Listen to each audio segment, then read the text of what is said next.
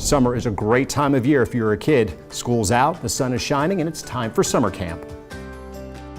But along with flashlights, sleeping bags, and bug spray, many kids will be packing their smartphones, and that might not be such a great idea according to one study. Researchers at the University of Michigan C.S. Mott Children's Hospital found that many summer campers didn't fully engage in camp activities because they were so fixated on their phones. Campers also talk to their parents way too often, resulting in some parents picking their children up early.